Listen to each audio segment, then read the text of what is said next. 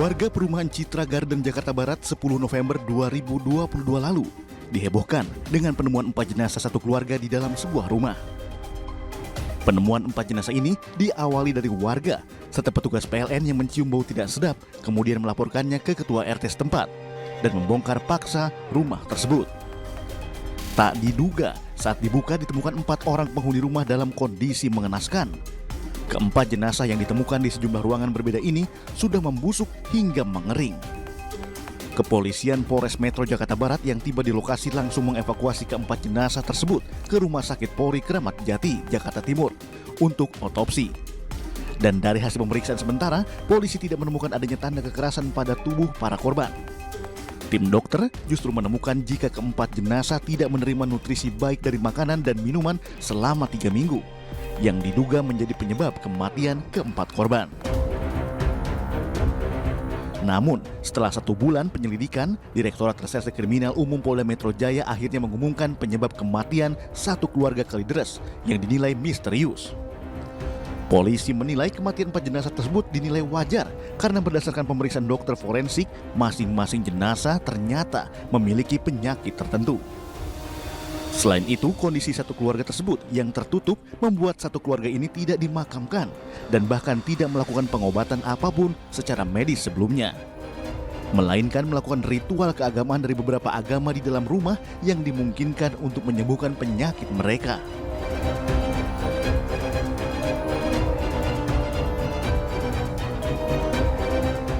Meski terbilang masih misteri, namun berdasarkan hasil penyelidikan berbagai tim ahli, disimpulkan oleh Ditkrimum Polda Metro Jaya bahwa tidak adanya peristiwa pidana dalam kasus kematian satu keluarga ini. Kasus kematian satu keluarga bukanlah hal yang pertama kali terjadi. Cinere, kasus kematian ibu dan anak, beberapa waktu sebelumnya sempat menggegerkan publik. Bahkan yang sempat juga menggemparkan adalah di akhir tahun 2022, di mana satu keluarga, 4 jenazah ditemukan meninggal dunia dan ditemukan dalam kondisi membusuk di wilayah Kalideres, Jakarta Barat.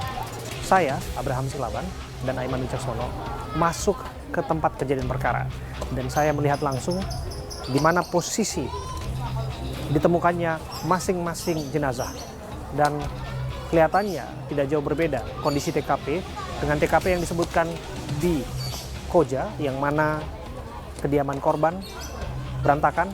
Sama halnya kediaman korban juga berantakan di Kalideres, Jakarta Barat. Saya dan Aiman masuk di tempat di mana ditemukannya satu keluarga meninggal dunia.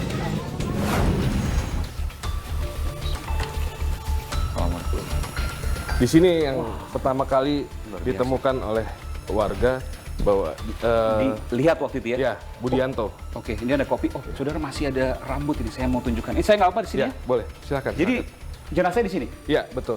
Kepalanya di sini, Kepalanya di sini. jenazahnya Oh, ke bawah dia. ya, Jadi kepalanya di atas. bersender di sini. Ya, makanya rambutnya ada di sini.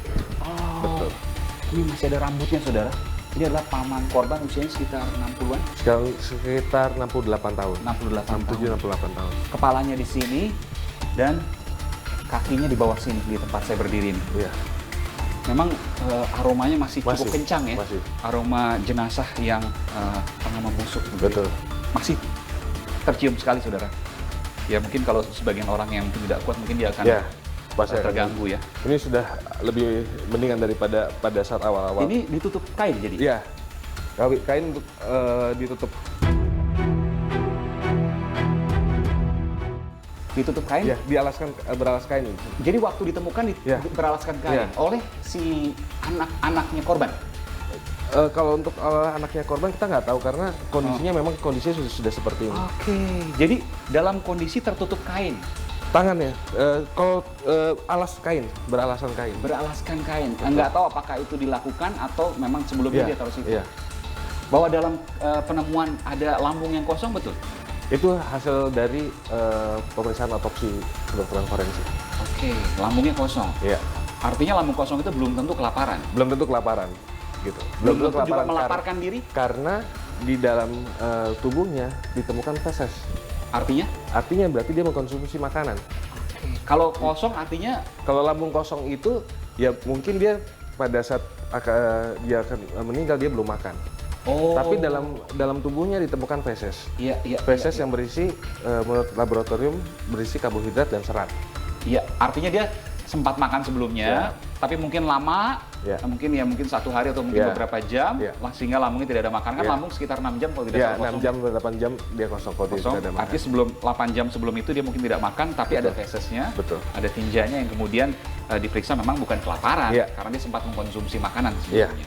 Baik. Ini korban ketiga yang meninggal berarti ya? Korban ketiga. Diperkirakan?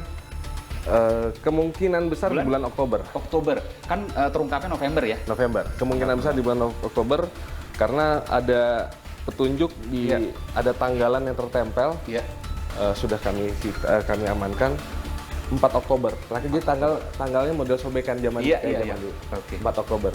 Itu terakhir ada tanggalan terakhir 4 Oktober. Ini ada handphone yang dibuka, ada kotak-kotak handphone juga. Saya boleh pegang karena pakai ini? Boleh, silakan. Ini minyak wangi dan ini handphone. Ya, ini sepertinya handphone masih baru atau mau dijual sepertinya. Jadi memang menjual-jual barang waktu itu. Iya, terakhir menjual barang. Ada indikasi di situ. Menjual barang itu di bulan Agustus dan September. Dan mobil juga termasuk. Mobil di bulan Januari. Ada apa itu? Kalau menurut pengakuan di bulan Januari kepada pembeli mobil bahwa dia akan uang itu digunakan untuk berobat istrinya di salah satu rumah sakit. Namun setelah kami mendapatkan informasi itu, kami telusuri di rumah sakit tersebut tidak ada satupun pasien atas nama Dian, Reni, Rudianto ataupun Budianto. Jadi untuk apa itu dijual-jual mobil? Itu masih misteri. Masih misteri. Ini kamar utama. Ini kamar ditemukannya Ibu Reni dan Dian. Dalam kondisi Dian itu anak ya? Iya, Dian. Dalam kondisi tertutup dan terkunci dari dalam. Oh, tapi ini didobrak oleh warga, oleh warga. Oke. Ya, inilah salah satu indikasi kenapa kita bisa memastikan tidak ada tindak pidana ataupun orang luar di sini karena kondisi terkunci dari dalam. Oh, itu yang kemudian menyimpulkan salah satu tidak ada dalam kondisi terkunci. Artinya kalau memang kan yang terakhir terbunuh di sini, yang terakhir tewas ada di sini ya. Di sini. Jadi kalau yang terakhir tewas di sini dalam kondisi terkunci, nggak mungkin dong. Nggak mungkin orang lain masuk. Salah satu petunjuk. Saya boleh masuk? Boleh, silakan. Saya akan masuk, saudara. Saya akan menunjukkan nih. Kita ke dalam. Iya. Ini terinjak nggak apa-apa ya? Nggak apa-apa. Oke. Wah, ini aromanya lebih luar biasa lagi, saudara. Jadi, ini rambut. Iya. Rambut ini copot sendiri. Iya. Saudara, saya menunjukkan rambut eksklusif, saudara, di The Prime Show. Di Aiman ya. Kita akan coba tunjukkan ini.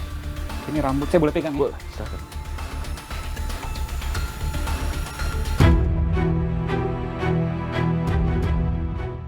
Dan ini yang pertama kali. Ini Ibu Reni. Ibu Reni yang ibunya korban ibunya ya? korban. Yang waktu mungkin sempat disampaikan oleh Dirkrim pada saat kemarin, pada saat tanggal 13 Mei ada yang datang ke sini untuk periksa rumah, yang menemukan bahwa itulah yang melihat Ibu Reni sudah menjadi mayat.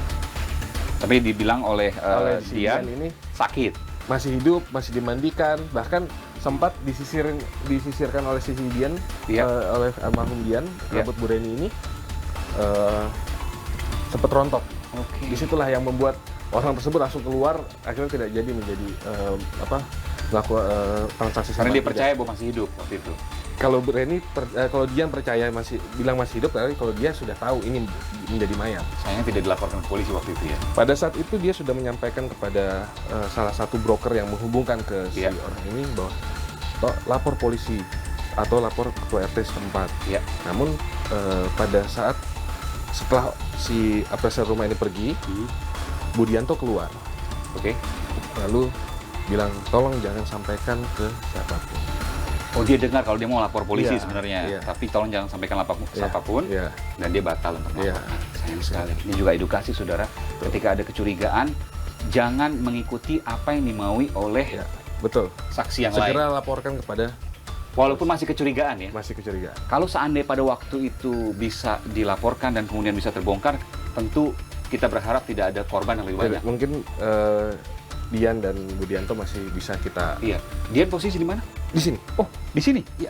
Oh, tempat saya injak tadi? Iya, kepalanya di sini. Oh, ini kepalanya? Iya. Ini kepalanya, bukan di sini ya? Iya, bukan.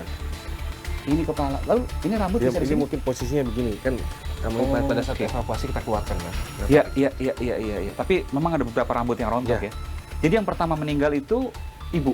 Menurut dari tim kedokteran forensik dan laboratorium forensik itu Pak Rudianto, bapaknya yang ada di kamar sebelah. Bapak dulu yang pertama kira-kira bulan? Itu diperkirakan bulan-bulan Februari atau Maret. Februari 2022. 2022. Ibu Reninya? Di bulan Mei. Karena kan yang melihat 3 di bulan bulan. Mei. Ya. Lalu kemudian pamannya? Pamannya di bulan Oktober dan dia pun di bulan Oktober. Bulan Oktober, jadi nggak beda jauh? Nggak beda jauh. Memang ada pertanyaan, saudara. Kenapa kemudian satu persatu meninggal, kok tempat-tempatnya diam saja? Itulah kemudian yang memunculkan pada waktu itu ya. Jangan-jangan sekte.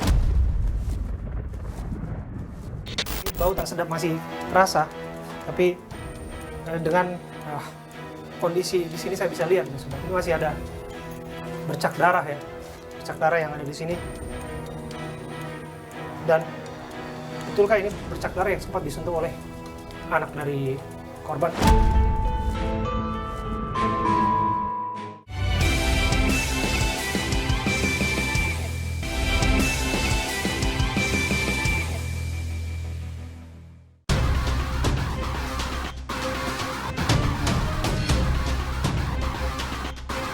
Sangat disayangkan sungguhnya ketika peristiwa kematian dalam satu keluarga yang menjadi korban dan yang paling tersakiti adalah anak. Dalam kasus Koja, kita melihat bayi 11 bulan juga turut menjadi korban. Sementara kakaknya yang 2,5 tahun selamat meskipun dalam keadaan sekarat dan kekurangan nutrisi. Tentu saja hal-hal seperti ini harus kita cermati bersama. September silam, saya juga turut menjadi saksi mata betapa anak turut menjadi korban kekejian terhadap seorang ibu, seorang istri yang bernama Mega Suryani Dewi di Cikarang, Kabupaten Bekasi, Jawa Barat. Anak yang masih berusia 3 tahun dan adiknya yang masih berusia 1 tahun ada dalam satu tempat kejadian perkara, bahkan disebutkan turut menyaksikan detik-detik ketika ibunya dihabisi oleh ayah kandungnya sendiri yang bernama Nando. Bahkan yang menjadi horor adalah ketika saya juga menemukan bercak darah berbentuk telapak tangan anak.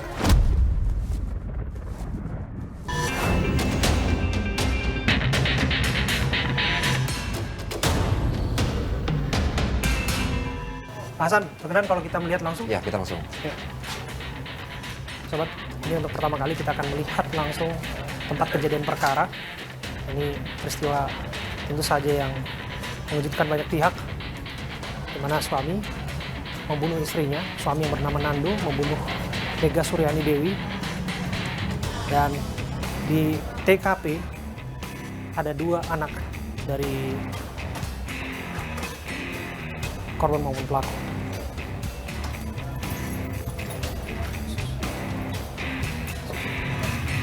Ya, sobat, kita langsung masuk.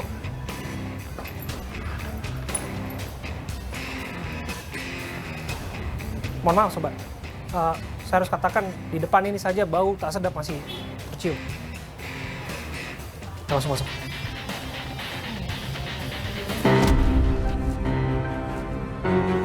Jadi balik lagi Pak Hasan, bisa dijelaskan kepada kami, yang tinggal di rumah ini berarti 4 orang ya? 4 orang. Ada Tersangka yang bernama Nando, ada istrinya Mega Suryani Dewi ya? Suryani Dewi. Dan juga ada 2 orang anaknya, 3 tahun dan hampir 1 1 tahun. Bisa jelaskan kepada kami kronologi itu ketika kekerasan dilakukan dan pada akhirnya berujung pembunuhan seperti apa ya? Jadi kejadian tersebut terjadi pada hari Kamis malam 7 September 2023 sekira pukul 22.00 waktu Indonesia bagian barat. Sebelum terjadi aksi pembunuhan tersebut, di sini tersangka dan korban sempat terjadi cekcok dan beradu mulut. Saat itu tersangka sempat menampar korban sebanyak 1 kali ke pipi kirinya, lalu mencekik leher korban menggunakan tangan kiri, lalu membawa korban ke arah dapur, menyeret korban ke arah dapur. Ke sini ya? Ya. Maaf. Ya. Ya. Dan disinilah terjadi aksi pembunuhan tersebut. Mohon maaf, kita nggak bisa terlalu ke dalam ya. Jadi di sini kebetulan posisi pisau dapur saat itu ada di pojok sana, di dekat sana. Kemudian pisau itulah yang kebetulan digunakan oleh tersangka langsung secara spontan untuk menghabisi nyawa korban. Spontan? Spontan. Ini tidak direncanakan sama sekali? Tidak. Begitu keji, Pak Hasan, Anda menyatakan ini tidak direncanakan sama sekali? Ya, ini sangat spontan karena saat itu tersangka tersulut emosi ya. Karena murni motifnya karena sakit hati dipicu oleh faktor ekonomi, keributan. Keributannya oleh faktor ekonomi? Betul. Oke, jadi dirasa bahwa suami tidak memenuhi ekspektasi atau seperti apa? Lebih kurang seperti itu karena perbedaan penghasilan. Di sini bau tak sedap masih terasa, tapi dengan kondisi di sini saya bisa lihat, ini masih ada bercak darah ya, bercak darah yang ada di sini. Dan betulkah ini bercak darah yang sempat disentuh oleh anak dari korban? Betul, sesaat beberapa jam setelah kejadian, setelah jasad korban dimandikan oleh tersangka, setelah bersih, lalu jasad korban dibawa oleh tersangka, ditidurkan di sini. Setelah jasad korban ditiduri, ditutupi oleh handuk berwarna hijau. Di situ ada jeda beberapa jam saat tersangka bingung harus apa setelah itu. Disitulah anaknya terbangun dan kebetulan ada sisa darah yang belum sempat dibersihkan oleh tersangka. Itulah dipakai oleh anaknya. Mengenai pelaku yang sempat pergi dan kemudian korban sempat ditaruh di sini dan dimandikan, kami dengar sesaat setelah korban dipastikan meninggal dunia, dibawa ke dalam lalu dimandikan, dibersihkan, sangat bersih. Setelah bersih lalu jasad korban ditiduri di sini dan langsung diselimuti menggunakan selimut berwarna hijau. Kami dapat informasi juga bahwa pelaku membersihkan darah dari korban menggunakan baju anaknya. Menggunakan baju anak yang kebetulan sudah tidak dipakai lagi. Dan itu yang digunakan untuk melap itu. Betul. Dan kemudian di sinilah kemudian dibaringkan. Betul. Di sini sempat dibaringkan korban, ditutupi selimut. Ditutupi selimut. Begitu ditutupi selimut, Pak Kanit, Pak Hasan, kami dengar juga orang tuanya masuk ya, ketika dia mengunjungi anaknya dan menemukan bahwa sudah tidak bernyawa lagi korban di sini. Betul, saat itu setelah anaknya dititipkan, itu ada jeda sekitar 1 hari 4 jam sebelum kejadian tersebut dilaporkan dan kami ketahui di Polsek Cikarang Barat. Setelah dititipkan anaknya di rumah kedua mertuanya, lalu pelaku kebingungan dan kembali ke rumah orang tua kandungnya. Dan disitulah pelaku sempat ada jeda waktu untuk bercerita kepada kedua orang tuanya dan memutuskan untuk menyerahkan diri ke Mapolsek Cikarang Barat. Jadi dia menyerahkan diri setelah ditemukan bahwa ada korban di sini. Saat itu mertuanya curiga, kenapa sudah sampai hampir 1 hari anaknya tidak diambil kembali oleh pelaku. Disitulah kebetulan ibu dari korban langsung datang ke sini dan mengambil kunci kontrakan dan dibuka, dan disitulah ibu korban menemukan sesaat bersamaan dan kami datang ke TKP. Kita bergeser ke sini, Pak Hasan. Kami ingin tahu kemudian tindak kekerasan disebutkan sudah terjadi berkali-kali. Bahkan kami dengar juga warga ini sudah mulai terganggu, terusik. Kami juga mendengar korban sempat melaporkan adanya dugaan tindak kekerasan yang dilakukan oleh tersangka. Mengapa tak lantas ini ditindaklanjuti? Sebelumnya saya klarifikasi dulu tentang tindak pidana KDRT yang dilakukan oleh pelaku. Isu beredar pertama adalah terkait korban sedang hamil. Saat itu terjadi KDRT. Untuk dicatat dan diketahui bersama bahwa mereka itu cekcok dan ribut itu sangat sering. Gitu. Dan posisinya saat itu Mega hamil itu jauh sebelum peristiwa tersebut dilaporkan. Sehingga saat itu Mega sedang mengandung anak keduanya yang yang berusia 1 tahun ini. Betul, itu tidak ada hubungan dengan pelaporan yang dilaporkan oleh Mega. Artinya setahun yang lalu? Ya, hampir 1 tahun yang lalu, seperti itu. Jadi kejadian viral tersebut baru kami ketahui setelah adanya aksi pembunuhan. Terkait masalah laporan KDRT tersebut, laporan tersebut sudah pernah dilaporkan ke Polres Metro Bekasi pada tanggal 7 Agustus tahun 2023. Saat itu pihak Polres sudah mengambil visum dilakukan visum dan hasil visum sudah diterima oleh pihak Polres. Namun saat itu Mega memutuskan untuk pulang dan belum sempat diambil keterangan saat itu. Nah, pihak Polres sudah mengkonfirmasi berapa kali dan sempat mengirimkan undangan klarifikasi ke Mega untuk datang ke Polres dan sempat beberapa kali menghubungi lewat by phone dan WA. Tapi saat itu kebetulan Mega berhalangan untuk datang ke Polres untuk dimintai keterangan. Publik juga masuk kepada pertanyaan apakah pelaku ini memiliki kondisi kejiwaan tertentu, Pak Tidak. Hasan? Setelah kami lakukan tes dan integrasi, pelaku tidak memiliki gangguan kesehatan dan normal. Apakah yang bersangkutan ketika diinterogasi oleh Pak Hasan selaku Kanit Reskrim Polsek Cikarang Barat mengakui perbuatannya iya, tapi apakah yang bersangkutan menyesali perbuatannya? Tersangka mengakui perbuatannya dan sangat menyesali perbuatannya. Ia menyesali perbuatannya. Menyesali perbuatannya. Meskipun peristiwa itu sangat keji ya Pak, Dan sulit Pak emang Hasan. untuk diterima. Sulit untuk diterima ketika melukai itu memang di bagian leher ya. Betul. Oke. Apa pesan yang ingin disampaikan oleh Pak Hasan? Ini tentu saja kita hadir di sini untuk memberikan pesan kepada publik di luar sana agar peristiwa ini semata-mata juga nggak terjadi di mana-mana tempat, Pak Hasan. Betul, jadi untuk pesan ke seluruh masyarakat Indonesia, khususnya perempuan, tindak kekerasan di dalam rumah tangga ini tidak hanya juga terjadi, bukan hanya terjadi di perempuan, itu juga bisa terjadi di laki-laki. Jadi barang siapapun yang merasa mengalami tindak pidana kekerasan di dalam rumah tangga, silakan saja melapor. Silakan melapor dan langsung saja peran aktif. Langsung ketika dimintai keterangan oleh polisi, langsung saja, tidak usah takut karena polisi pasti akan memberikan safe house dan lain-lain bagi siapa saja korban yang mengalami tindak kekerasan di dalam rumah tangga.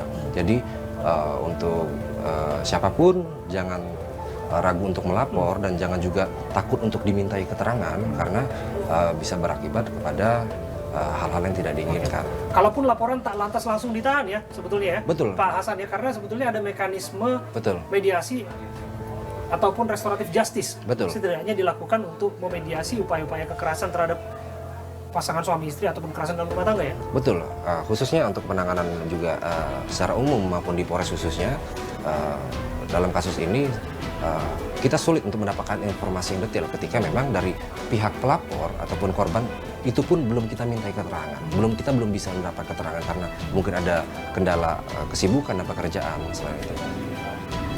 Terima kasih sekali lagi AKP Said Hasan, Kanit Reskrim Polsek Cikarang Barat sudah berbincang bersama kami. Kami sekali lagi hadir di sini untuk memberikan keterangan selengkap-lengkapnya kepada sobat semua yang bertanya-tanya tentu saja di luar sana, dan kami melakukan ini dengan berhati-hati tentu saja di sini dan menghormati segala keadaan dari pihak keluarga yang sedang berduka.